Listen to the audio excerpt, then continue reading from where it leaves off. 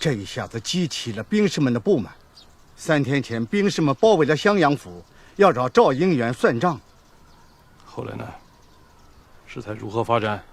到现在为止，事态还未平息。把驻军的营房改为校舍，这实在是太不像话。这个何新隐我认识，听说他最近自称是圣人。是啊，这何新隐本来就是疯疯癫癫的，他经常利用讲学来抨击朝政。大人，下葬时刻到了。知道了。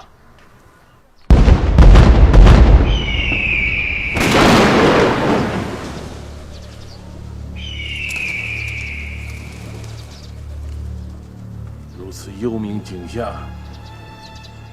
天道不虚啊！恭送封君入明宫。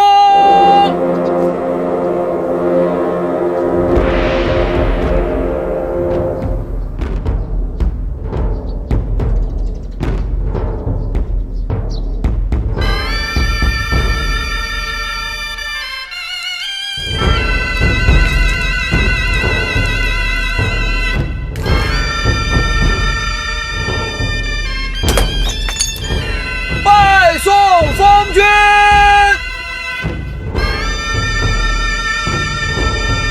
一拜，二拜，三拜，起。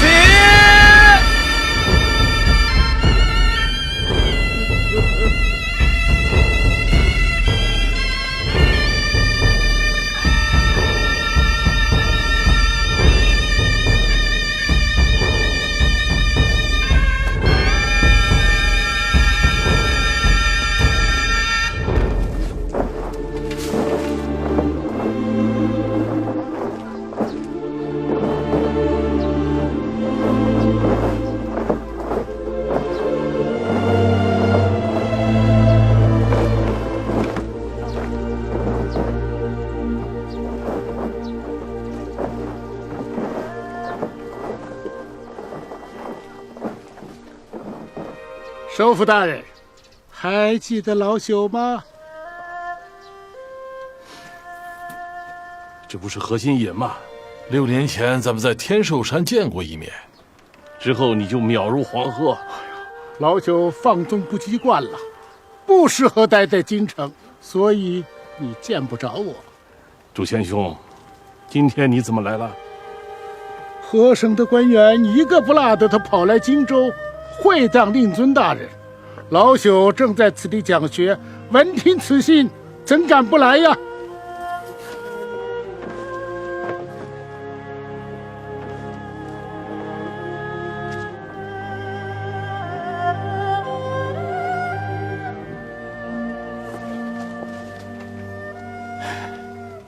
这些府学生都是跟你一起来的？是的，他们都是各州府来的。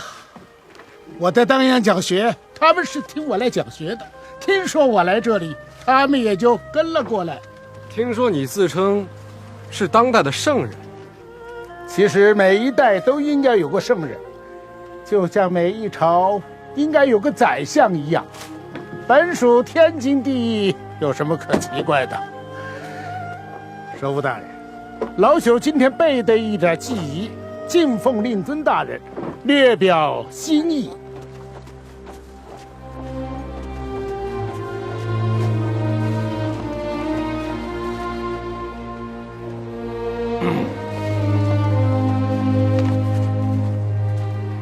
首府大人，你知道这是什么吗？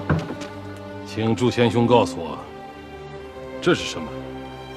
啊，八下。什么？趴下？谁趴下？这位是首府大人的令弟张居谦吧？你读书不博，阅历有限，这不能怪你呀。八下，虫字旁一个八位之八，虫字旁一个下位之下，神物也，了不起的神物。什么神物？这说来这就有个典故了。袭赤霄氏生有3个儿子，大儿子叫普劳，长有一副大嗓子，平时好吼好叫，人们就让他去看守大钟。你们如今看到钟上的钟钮，那就是他。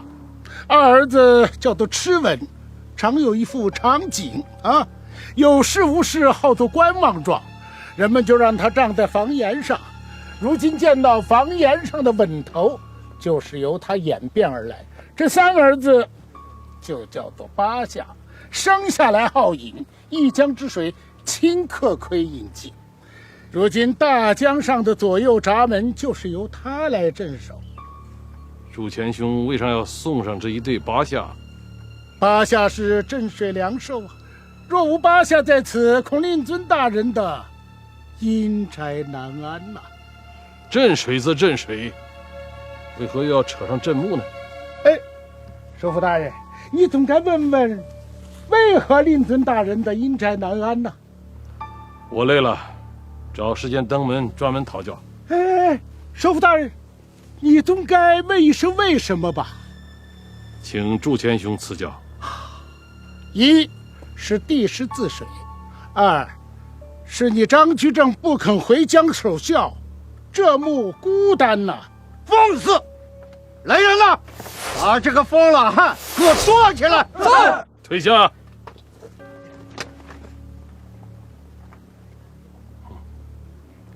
祝前兄，因为多情，我张居正得罪了天下的读书人。你作为士林领袖，今天有这个态度，也在我意料之中。首府大人，这是你一辈子永远也抹不掉的污点。从此天下读书人就不肯相信你。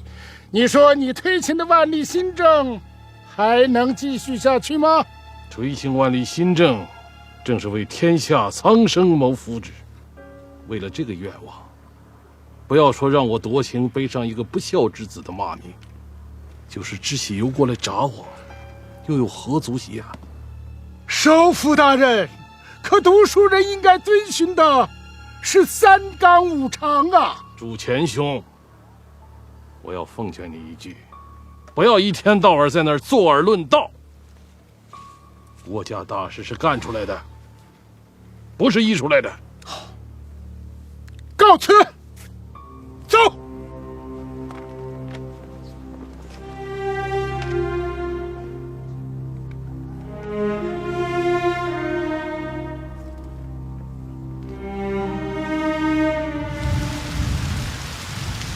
欺人太甚！何新隐居然敢跑到太回山奚落我，这事儿不能怪何新隐。父亲亡故，你不回家守制，这本来就是你的过错。你说什么？父亲在临终前一直念叨着你，他是多么想见你一面。我明白，但是我没有想到，居然连你们也这么看我。巨谦，你就别说了，你哥哥才回来几天，你不该这么责备他的。我不是责备，我只是说了几句心里话。当初你要父亲将那1200亩地还给江宁县的时候，父亲有多难堪？所有的人都在背地里夸你，而反过来却辱骂父亲是个贪鄙之人。够了！现在还轮不到你来教训我。都给我住嘴！娘，巨谦啊，你哥才回来，你让他安静会儿行不行啊？啊！娘，不是我不让他安静，是天下的士灵对他的所作所为早已心存不满了。你哎，二弟啊！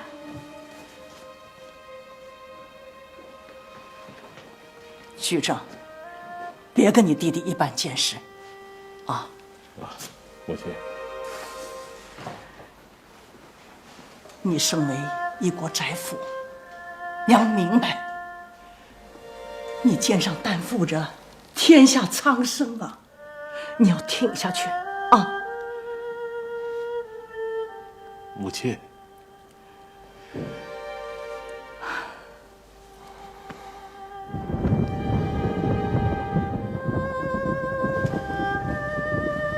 首府大人就在里面。首府大人，是薛太大人来了吗？啊，不是卑职金学增。进来吧。是。今天在太回山会葬，人多口杂，有些话也不便讲，所以，请你晚上单独来一趟。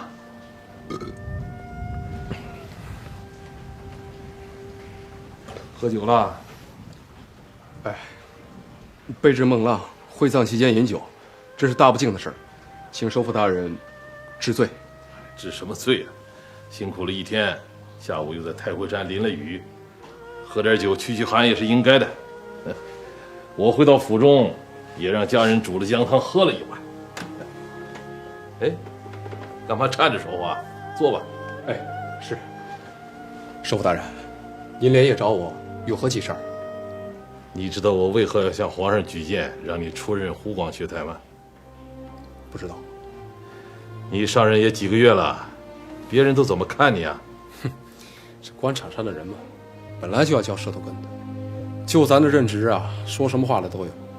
有的说我金学曾从热锅跳进了冷灶，那有的还说我在荆州清税时，到底还是得罪了首府大人。啊？怎么得罪我了？还不就是因为赵谦赠送给张老太爷那1000多亩田的事儿吗？其实这事儿，要是没有首府大人支持，卑职断然不敢胡作非为。但是外头人不知晓内情啊，故捕风捉影，乱说一通。这林子大了，什么鸟都有啊，这些先不要管它。你真的不知晓我为何要举荐你执掌湖广学政的用意吗？卑职也曾就这件事儿反复的揣摩过。你讲讲看。首府大人，您是不是想整顿学府啊？接着说。首府自隆庆6年夏上任，欲造大明王朝的中兴气象，一直大力推行改革。如今这天下呀，也无恶殍，而朝有贤臣，是大明王朝自永乐皇帝以来最好的局面。但是还是有不尽如人意之处。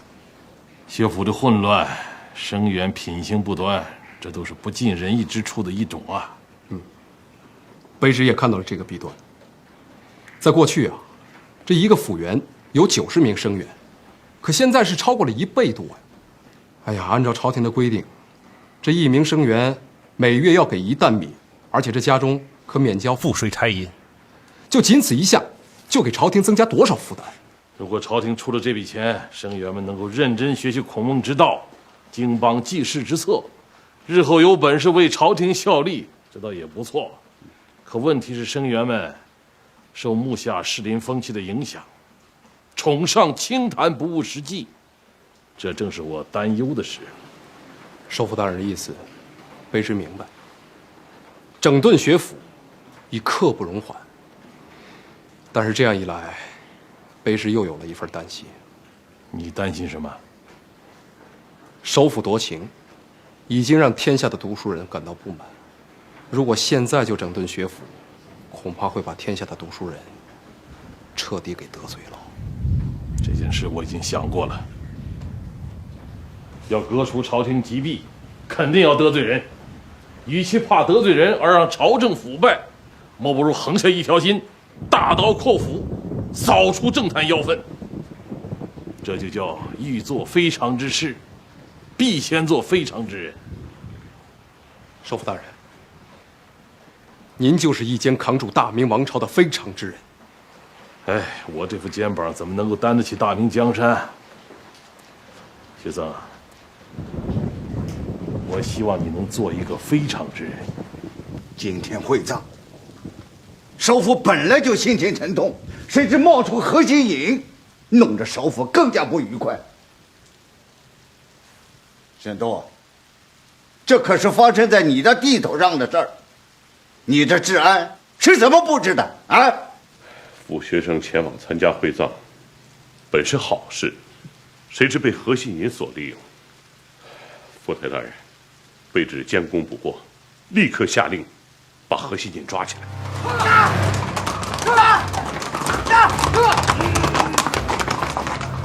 张居正用心太偏，他推行新政，对豪门大户狠倒也罢了，可他对天下读书人都如此之狠呐！去年夺庆风波，张居正将骆遵、吴忠行等5人杖责后发配边疆，这怎么能不令天下读书人齿寒呢？先生，你今天当着数百名官员的面祭祀首府，我们真是为你捏了一把汗呢。我已经看出张居正眼露杀机，他年若有人将我置于死地者，必此人也。先生既已看出不祥之兆，为何还不回避啊？是啊，他张居正遵循的是正统，我何心颖维护的是道统。孔子曰：“朝闻道，夕死可矣。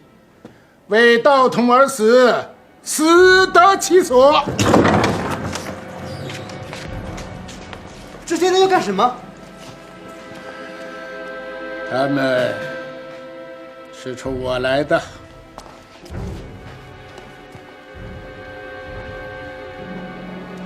何先生，麻烦你跟我到府衙走一趟。走，前边带路。大人，省府台大人周显墨求见。什么事？周大人说他把何新颖抓起来了。为何？何新颖下午在太会山侮辱了首府大人，还送那一对怪物到葬礼上，这都是戏弄。周大人一回到城内，就立刻派人把何新颖抓起来了。胡闹！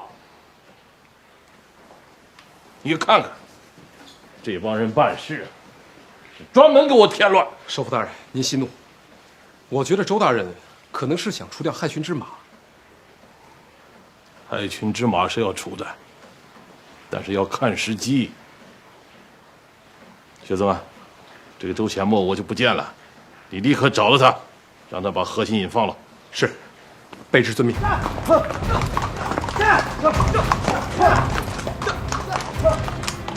等等，这位大人，怎么连学台大人都不认识了？小的叩见学台大人。我现在传达首府大人指示，命令你们立刻把何新颖放了。这啊，什么这个那个的，赶快放人！是，放人。金大人，这不是儿戏吗？啊，一会儿抓人，一会儿放人，是不是他张居正想用此来感化我吧？首府大人放了你，这并不说明你何新颖就没罪的。这该清算的时候，会跟你一并清算。走，这什么？你把人放了？是的。这何新颖的事儿啊，暂且先不要管。首府大人的意思呢，是治病啊，先要治本。何新颖私办学堂是不对，但这问题的关键所在是在于襄阳知府赵英元的身上。这个赵英元办事儿啊，实在是太糊涂。他竟然把军部挪给何新颖，当做学堂，这可是犯了一大忌啊！首府大人的令尊会葬，他也没有去参加。我看这会儿啊，他头顶上这乌纱帽啊是保不住了。首府大人已经向吏部下达咨文，免去赵英元的一切职务。哦，下官认为赵英元被免职是一个信号。什么信号？我看首府下一步恐怕要做2件事。这第一步呢，就是裁汰各府州现学生源；这第2步就是查封全国的私立书院。何以见得呀？依照首府大人的一贯思路，他对那些无关社稷苍生的空谈玄理，始终是深恶痛绝。首府大人秉政之后啊，要解决的是2大问题，这第一就是吏治，第2就是财政。你看这几年，这2大问题已经解决的差不多了，所以首府大人就能够腾出手来治理讲学了。金学台分析的有道理呀。哎，反正你是个热闹人，走到哪儿都会弄得山呼海啸的。这一回，你又要力拔头筹，创建奇功了。这回力拔头筹啊，恐怕不是我了。谁呀？您。我？正是。下官今天来啊，也就是想跟你商量这件事儿的。啊。他们凭什么叫先生抓了？我们不能袖手旁观。就是我们应该去县衙请愿。去县衙没用，我们应该去找赵居正。这事肯定是他授意的。对，咱们老师回来了，先生回来了。我何新颖遵循儒教，传播阳明心学，何罪之有？对。从今以后啊，我一定要推行大明之新学风。诸位放心吧，他张居正奈何不了我。好。谁是陈大毛啊？我是。师傅大人。李狗儿呢？小的也在。起来吧。我听说是你们2个人把这戒坛碑从老府衙搬到了这儿。是，师傅大人。我们只是出力出主意的，不是我们。谁呀？是税关的金大人。金学僧这个官儿，你们喜欢不喜欢？我们老百姓都喜欢金大人这样的官儿。洪武皇帝立国之初，对贪墨官员恨之入骨，因此让人制作这方戒坛碑，立于全国各府州县衙。其意是告诫所有私募地方的官员，时刻不要忘记耳奉耳禄，民脂民膏啊！当官的首要之德是戒贪，你们这些知府知县都做到了吗？启禀首府大人，卑职牢记洪武皇帝的教诲，心中藏之，何日忘之？沈都啊，因为子立天征税一事，你得罪了权贵，把你从宛平县调到了江陵，窝了3年。虽说是去年已经升你为湖广巡按御史，但是每每想起此事，朝廷还是愧对于你啊。首府大人，卑职也有错呀。你有什么错？周显墨，卑职在。沈度聚会的典故你知道吗？这个，卑职不知道。沈度你自己说。这个，不值得讲，不值得讲。你不说，本府替你说。李可，小的在。我让你到沈大人家借个宝贝，借出来了吗？借来了。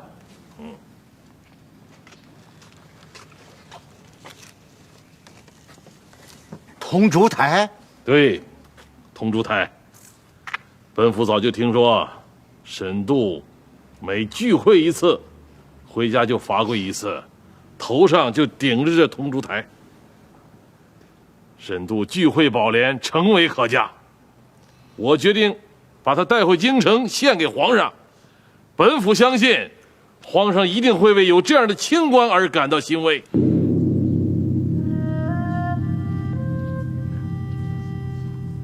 去吧，一路上小心啊。这一走，不知道什么时候才能见到你。等天下太平了，儿子就回来看你老人家。难道现在还不太平吗？如同一池水，表面清澈，底下都是污泥啊。娘不懂政治，不过官场险恶，你千万当心啊！啊！儿明白。哎，故园秋山，常萦我心。本想多住些日子，怎奈皇上一再督促我返京，只好登城北上。哎，此一别，不知何时才能重归故里，拜见父老乡亲。首府大人，故乡的父老永远挂念着您呢。首府大人，起来，都起来吧！家乡一应事务，臣仰仗诸位了。首府大人放心。爹！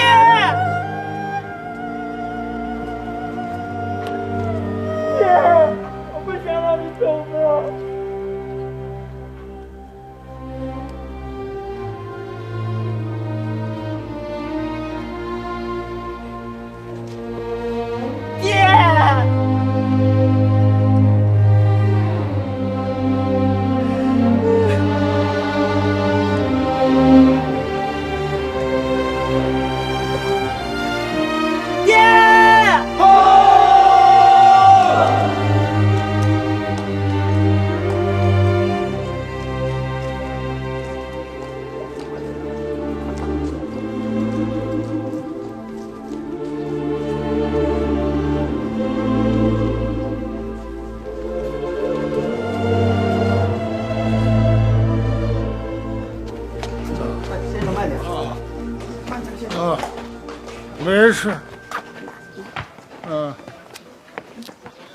走，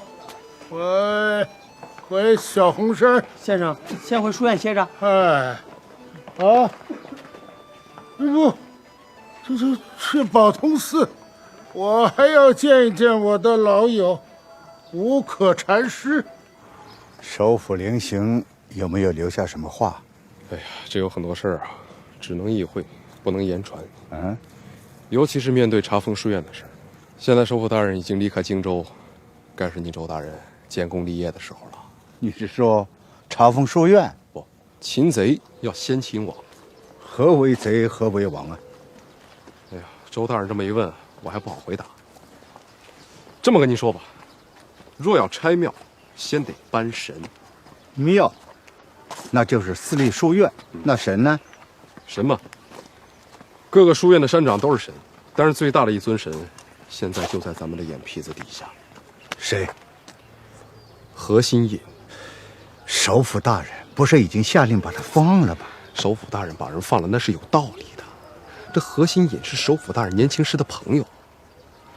哎呀，首府虽说是铁面宰相，但是面对朋友，他还是抹不开面子。再者说了，当时首府大人的父亲刚刚下葬，这何心隐大老远跑过来送2只八虾，虽说有愚弄之嫌，但那毕竟是参加葬礼啊。那如果当时把人抓了，岂不是显得首府大人太没有气量了？所以啊，首府大人就让我把人放了。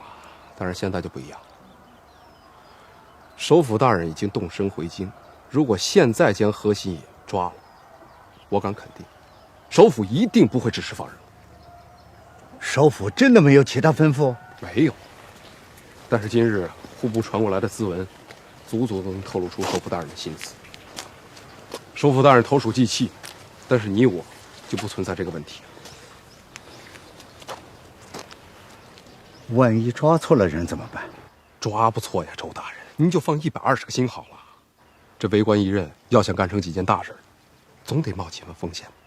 你说当初我在荆州任巡视御史的时候，为了揭发赵谦赠送给张老太爷那1000多亩田的事儿，有多少人认为我那是自个儿给自个儿捅刀子？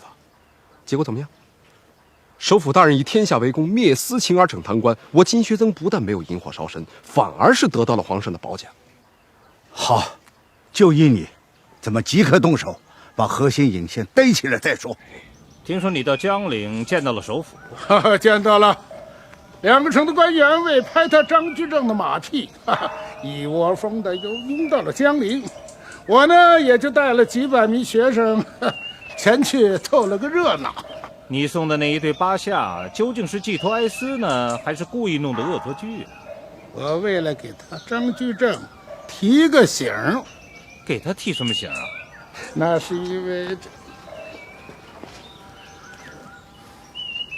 小沙弥说寺庙外头有2、3个形迹可疑的人，你可要小心呐。他们是冲我来的。我如今何心隐，桃李满天下，他张居正期待我何？那天在江陵，荆州知府沈度认为我在太辉山上的言论辱骂了他张居正，下令派人把我抓了起来。可是不到1个时辰，又把我给放了。那为何呀？当然是他张居正放话了。你想，他是个聪明人，怎么敢承担起惩治我这种人的名声呢？张居正身为宰相，他毕竟还念旧情啊。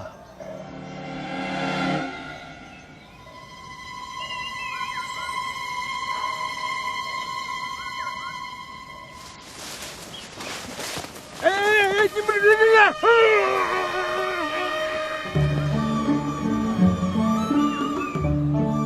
哎，何先生呢？何先生因病不能前来受学，今天由我代理。别听他的，何先生已被官府捉拿，我们不能袖手旁观。对，我们要何先生回来。哎，你！你们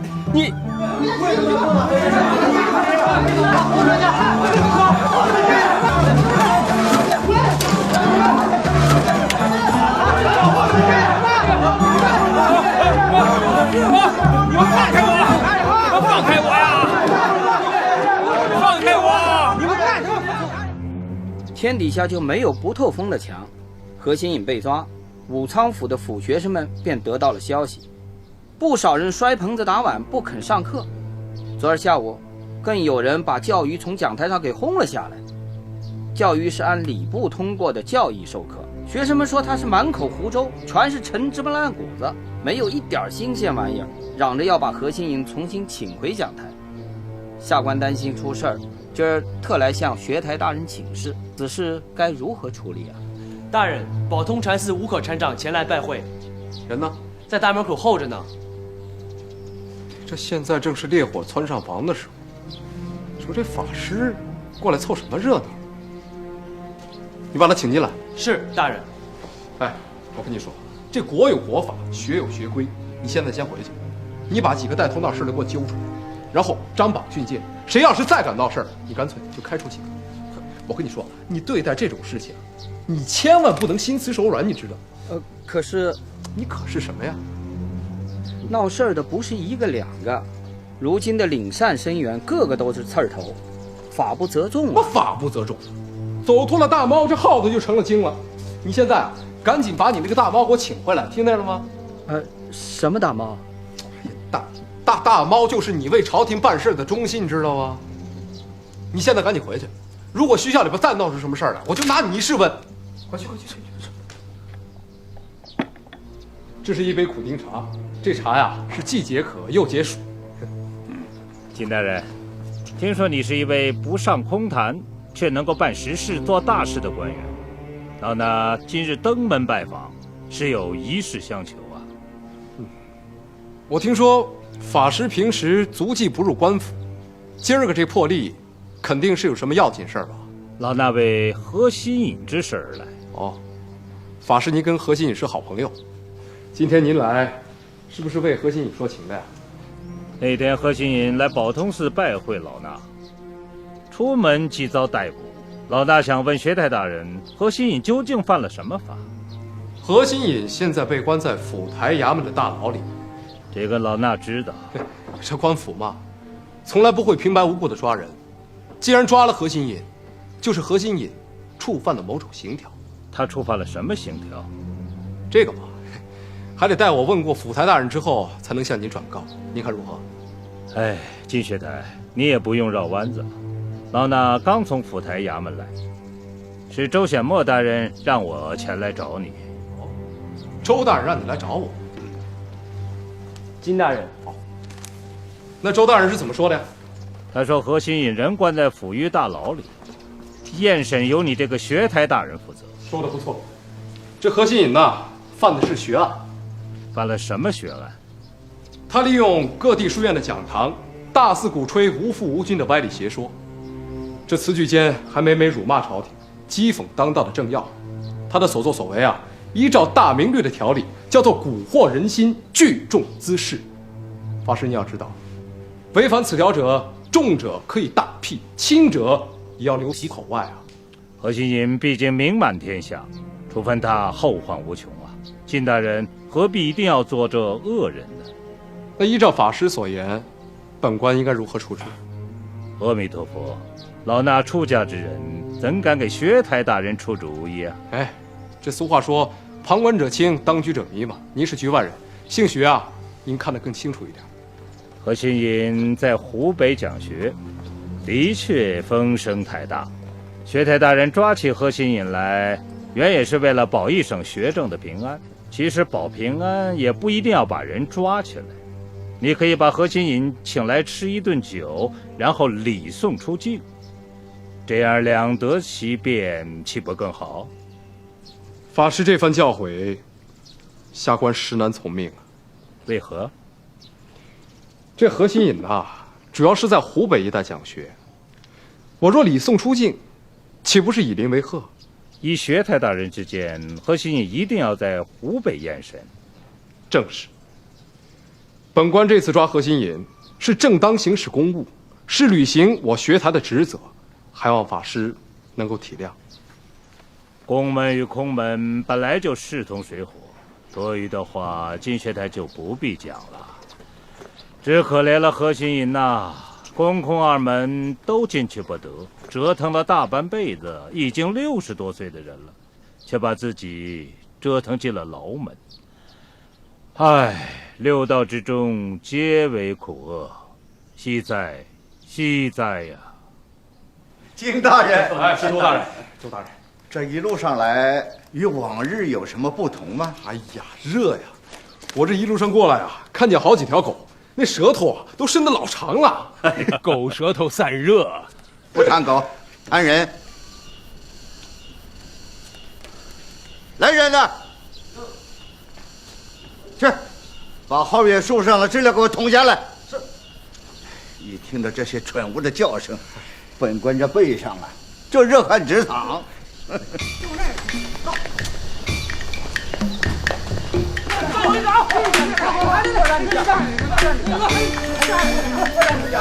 这嘉靖年啊，南京礼部尚书焦启芳，平生最怕的就是蟑螂啊。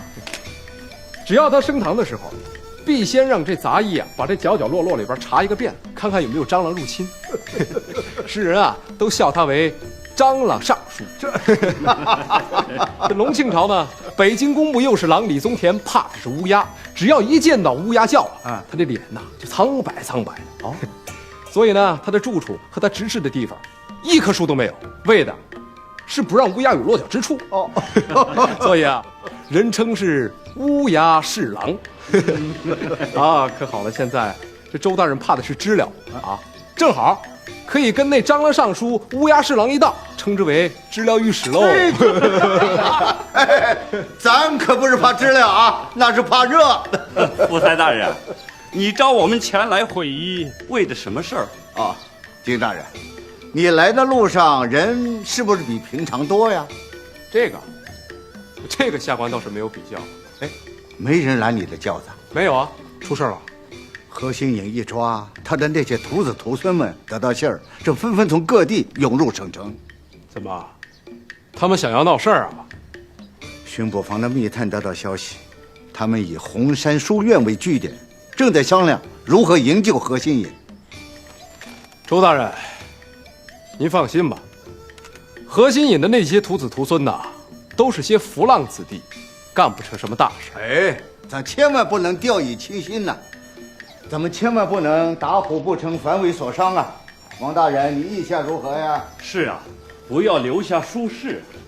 金大人啊，给首府的揭帖发出了吗？发了，何新颖被抓的当天晚上我就发了，还是按照您的意思，600里加急。已经3天了，再有1-2天首府才能接到，就是及时回见，最快也得7天。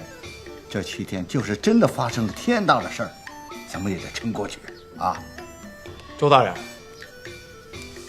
如果您真的要怕出什么乱子的话，那么我有一个最便捷的办法。什么办法？把何新颖放了。你这不是脱了裤子放屁吗？啊，人是你叫抓的，现在又说风凉话。若不是你写帖子600里加急，向首府禀告这件事儿，咱们还真的把何新颖放了。金大人，您本是开了个玩笑，周大人却当了真了。算了，大家还是来谈正事儿吧。就是啊，我本来就是开个玩笑嘛。你看周大人，却跟我较上劲儿了。哼！周大人，您就放心吧，这何新颖呐，是我金学曾要抓的，不管到了什么时候，我都不会把责任推给您。咱今天请你来，不是谈责任，而是商量应对之策。你不要看清了何新颖的影响，时下人心浮躁，一帮调皮捣蛋的青年学子，再加上终日游手好闲的浮浪子弟，二者相加，就有可能闹事儿。这一点咱不能不防啊！周大人说的对啊，恐怕呀得同驻军联系，安排几营军士进城，以备不预之需。我已经做了安排。昨天我同兵马司会议过，他们调集600兵士，今儿上午就能进城。那既然有600名的兵士，这事情就更好办了。那怎么好办？依下官之见，对付那些寻衅闹事的人，不能一味的采取手策，要尽可能的抢占先机，争取主动。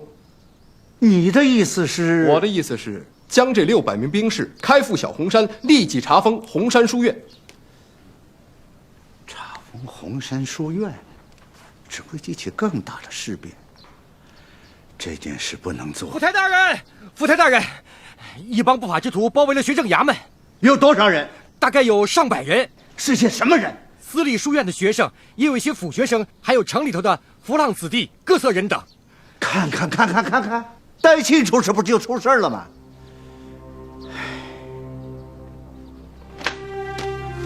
哎，金大人，金大人，你去哪里呀？回衙门。去不得，他们找的就是你呀，金大人，你不要送肉上阵。哎呀，周大人，身为朝廷的命官，遇事岂能躲闪？更何况那些歹徒已经包围了学政衙门，身为学政的堂官，我岂能只顾及自己的生命安危而溜之大吉呢？可你就是去了，又能怎么办呢？我倒要看看那些人到底想干什么。可是他们一旦行凶，大不了就是一死。即使被撕成碎片，我金学曾也绝不能辱没朝廷。这，赶快去兵马司衙门传我的话，前往迅速的拨200名兵士赶往学政衙门保护金大人。是。